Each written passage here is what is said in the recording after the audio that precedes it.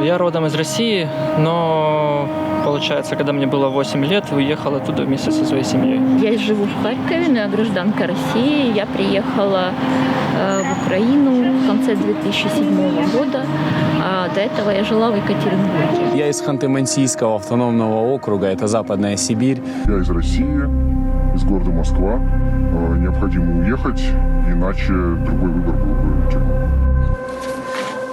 Вот хочется предъявить свой паспорт Российской Федерации. Я очень рад, что в этой стране я больше не живу и жить не буду. Та-та-та-та-та. Та-та-та-та-та.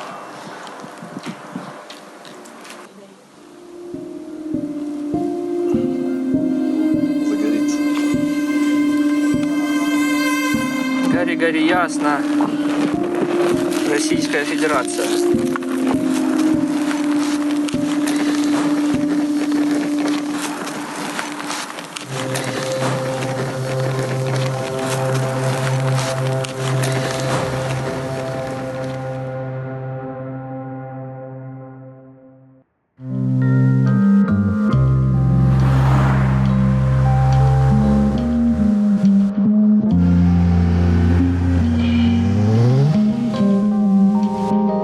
Сам гражданин России, остаюсь им до сих пор. Сам я родом с Белгорода. Это вообще-то 80 километров от Харькова, как бы на самом деле очень близко.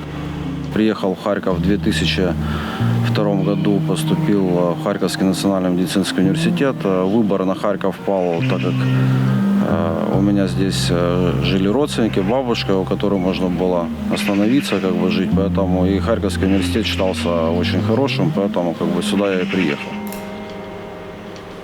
Мы находимся сейчас на куполе операционной, где работают наши кардиохирурги, делают операции на открытом сердце с аппаратом искусственного кровообращения. Даже несмотря на такие тяжелые времена для Украины, хирурги продолжают работать и спасать жизни.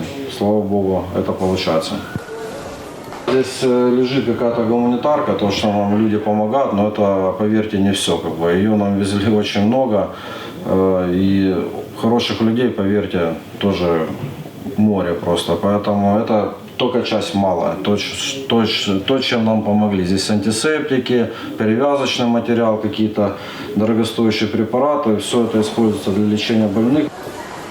С начала войны я как бы жил в больнице. 3 месяца мы там прожили с коллегами. Первый месяц мы очень активно работали. У нас было достаточное количество раненых. Нас и самолеты обстреливали, и артиллерия. Над больницей сбили самолет. Ракеты рядом приземлялись, поэтому было необычно. Сейчас уже к этому привыкаешь. Последствия бомбежек оккупантских по нашей больнице. Рядом прилетали авиабомбы, снаряды. И вот это вот одни вещи. Вот окна только недавно поменяли, тоже были разбиты окна. Вот взрывов. У нас здесь рядом телевышка. Где-то там, да. Ее пытались разбомбить, и больница пострадала. Сейчас, слава богу, восстанавливаемся, потихоньку ремонтируем. Как бы зиму будем встречать, надеюсь, в теплых условиях.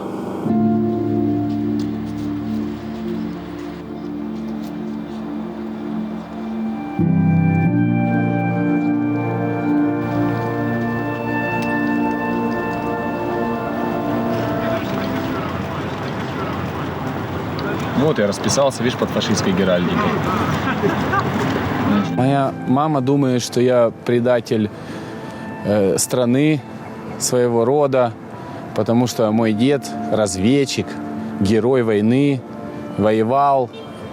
И моему дедушке большую часть своей войны он провел в Украине, воюючи с УПА. На момент вообще войны я только прилетел с Грузии, у меня была командировка в Грузию, потому что мы открывали грузинские рестораны, еду домой. Оборвалось все полностью радиостанция, и включился Соловьев и сказал, что началась вот эта специальная военная операция. Через 2 часа готовьте банкеты, будем праздновать в Киеве, будем плясать на трупах украинцев, все уже, мы справились.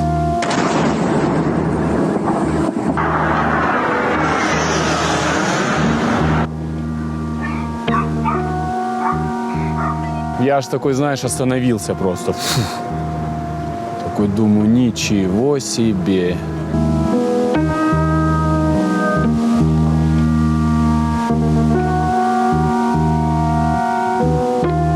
все, я начальнику говорю, возьму выходной, посижу, подумаю, видишь, у меня там, все же знают, что я этничный украинец, видишь, у меня там беда, посижу, как бы погрущу и потом уже приду к работе. Ну и все, и пока грустил, собрал манатки, купил билеты до Москвы с Челябинска. В Москве на поезд в Белгород. Все, я вот так вот пошел, смотрю, первый забор. Перелез, второй. Ну и погнал. Пошел до Харькова.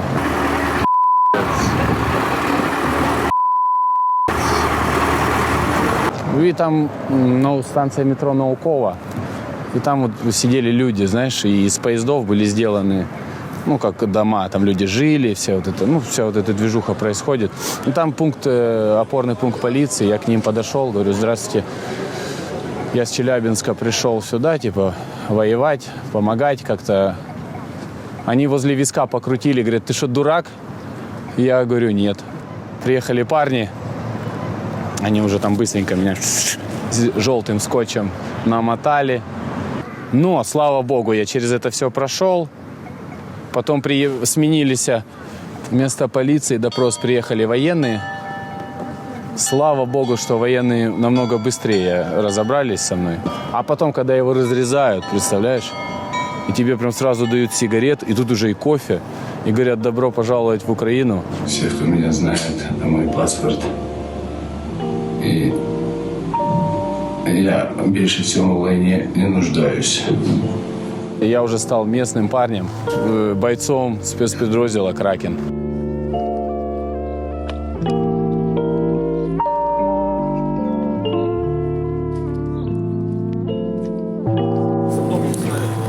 Так, вот мой друг Хан.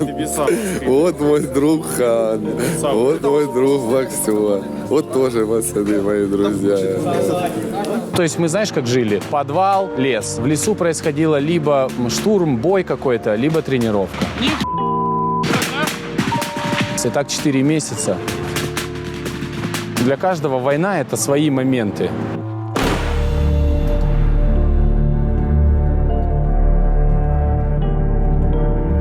Подвал? Да, в подвал пошли. Ближе. Ничего не поможет, если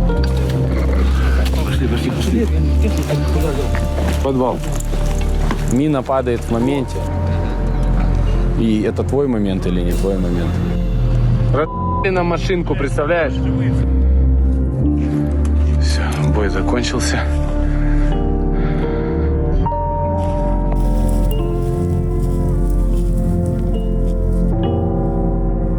Меня зовут Илья, это псевдоним, я из России, из города Москва.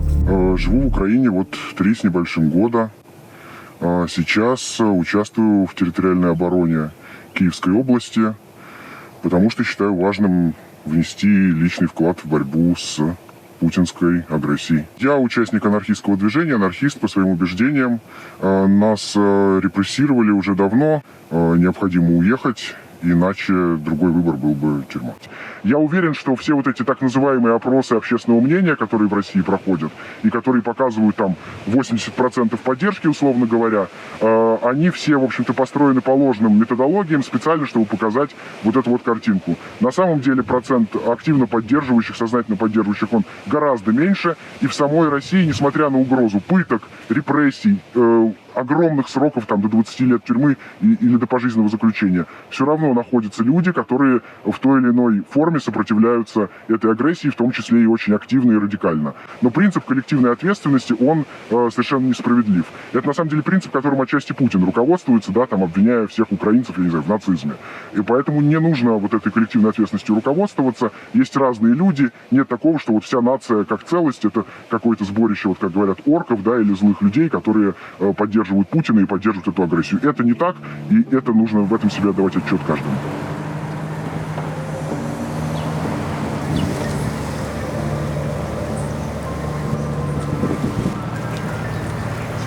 Почему я приехала? Очень хороший вопрос. Еще в 2000 году, когда пришел к власти Владимир Путин, нам с моим бывшим мужем и отцом моих детей стало понятно, что из России нужно уезжать, потому что это КГБ, И ничего хорошего Россию дальше не ждет. Мы прекрасно видели, как Россия принимает постоянно участие в вооруженных конфликтах. На тот момент это была Чечня, позже это была уже Грузия.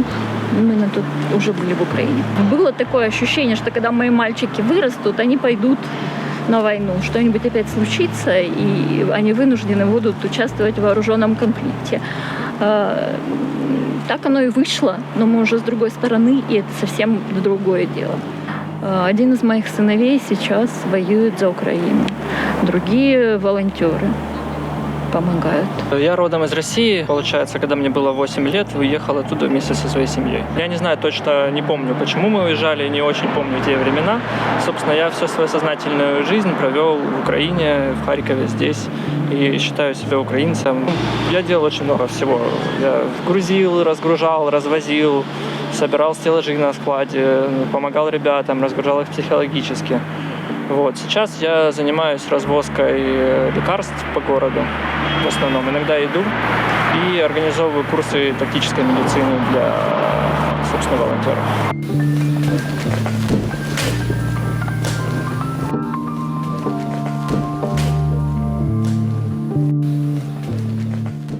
Поначалу я помогала дочке, и мы развозили по городу продукты, лекарства. Сейчас активно занимаюсь ремонтом, переделкой одежды для военных, подгоняю форму под размер, ремонтирую плитоноски. И вот я считаю, что это моя основная там работа. Но у меня просто внутреннее ощущение, мне полностью все время говорило, что мне нужно ехать сюда, потому что, бывали моменты, когда так психологический стресс давил, что единственное спасение это было что-то делать на благо победы, то есть на благо хотя бы окружающим людям. Я Артем, 18 лет, в свое время бывший школьник, сейчас уже не школьник, скажем так. Встречал войну я, будучи еще 11-классником. И получилось так, что попал в Харьковское ТРО, после чего из Харьковского ТРО переместился в Харакин. А потом мы стали кататься туда-сюда, освобождали села в Харьковской области. И после попал в легион, собственно. Так как гражданство у меня, увы, русское, то меня не смогли оформить в Кракене и оформили в регионе. И вот сейчас нахожусь в легионе, служу тут, катаемся по горячим точкам и делаем свою работу. Я когда уходил в армию, в ТРО, мама вначале вообще не верила, что меня примут из-за гражданства, но меня приняли. И тогда она сказала то, что Тёма, тебе уже 18 лет есть, ты уже взрослый и имеешь право решать дальнейшие свои шаги и что ты будешь делать. На данный момент она полностью поддерживает то, что я в армии. Волнуется, конечно, часто, и каждый день пишет, как я, но поддерживает. И для меня, на самом деле, это важно.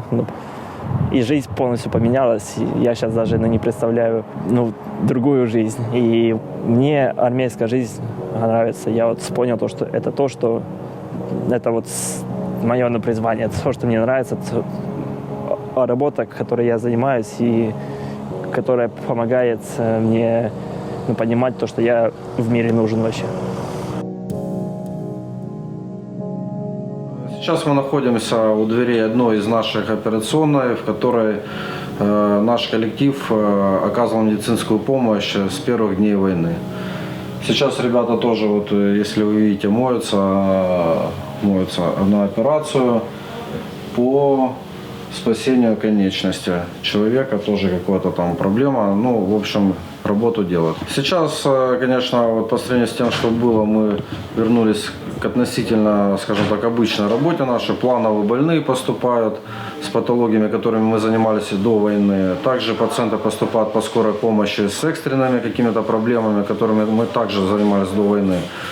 В общем, пока мы делаем ту работу, которую мы делали до военных действий. К сожалению, многие люди, которые имеют русское гражданство, на данный момент сталкиваются с серьезной или шуточной, но дискриминацией. Поэтому я горд. На самом деле горд тем, что я знаю этого человека, что я провел с ним критически сложный период нашего присутствия здесь, в больнице, и я видел, что он делает и что все мы делаем. Поэтому призываю быть более человечными и оставаться людьми.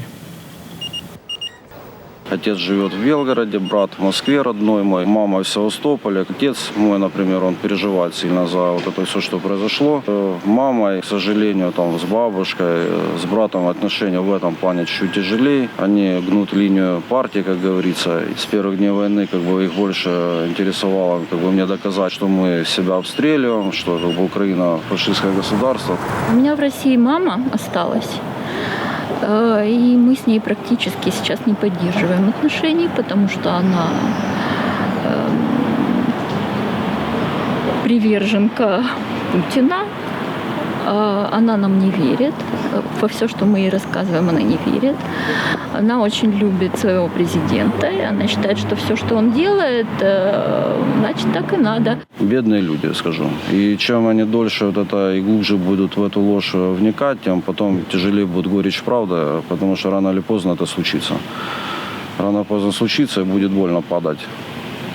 Потому что, когда осознаешь, что они натворили, то будет плохо на душе. Слава богу, в моем кругу общения подавляющее большинство людей резко осуждает и политику режима Путина в целом, и вот это ужасное чудовищное вторжение в частности. Многие спрашивают, почему ты живешь 14 лет в Украине и так и не сделал паспорт. Но дело в том, что это сделать само по себе трудно, а начиная с 2014 года российским гражданам практически невозможно получать украинский паспорт, потому что не рассматривают даже часто. Почему я в Киеве? Потому что 4 месяца я же, получается, сколько в Харькове провел. Я же там был, как получается, по закону Украины я вообще был, представляешь, бандит с автоматом. Парень с русским паспортом бегает по лесу Украины и, то есть, людям приходят зарплаты, да? У меня же нет зарплаты. Заработной платы нету, военника нету. Кто я такой? А выяснилось, что кроме как в Интернациональном легионе, никто тебя не оформит. Да, вот это мы штурмовали очередной раз, там прохода малые, большие.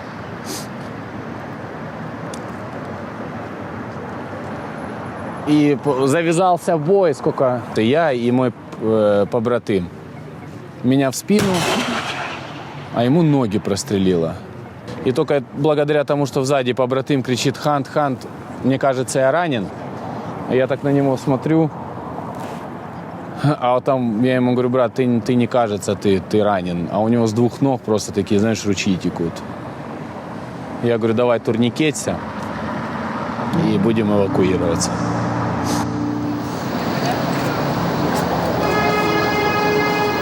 Это, кстати, моя счастливая резиночка.